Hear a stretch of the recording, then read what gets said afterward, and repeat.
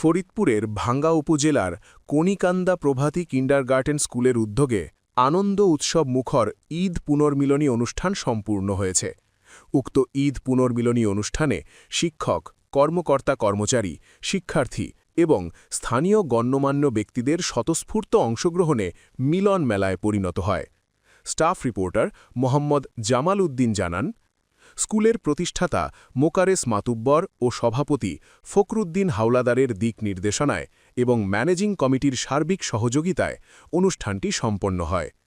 Managing কমিটির সদস্য কুদ্দুস মাতুব্বরের নিজ বাসভবনে আয়োজিত এই বর্ণাঢ্য অনুষ্ঠানে উপস্থিত ছিলেন স্বনামধন্য বিশিষ্ট সমাজসেবক ও সৌদি প্রবাসী ইমরান হাওলাদার, কালামৃধা ইউনিয়নের চেয়ারম্যান রেজাউল মাতুব্বর, আজিমনগর ইউনিয়ন পরিষদের চেয়ারম্যান শাহজাহান হাওলাদার, আজিমনগর ইউনিয়নের সাবেক চেয়ারম্যান নুরুল হক মাতুব্বর এবং কালামৃধা ইউনিয়নের সাবেক চেয়ারম্যান নুরুল হক মাতুব্বর।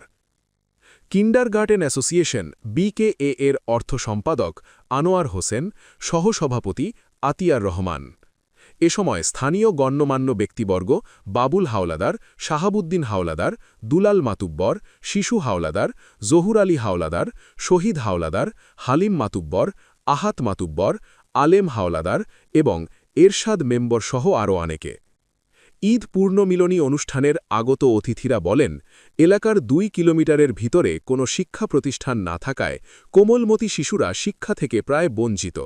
স্থানীয়ভাবে শিক্ষার আলো ছড়িয়ে দিতে শিক্ষা প্রতিষ্ঠান গড়ার পেছনে ফরহাদ হাওলাদার এবং মোকারেজ মাতুব্বরের একাগ্রতা, ধৈর্য ও বলিষ্ঠ নেতৃত্বে তার উপস্থিতি সুধীজনের মাঝে ব্যাপক প্রশংসিত হয়েছে।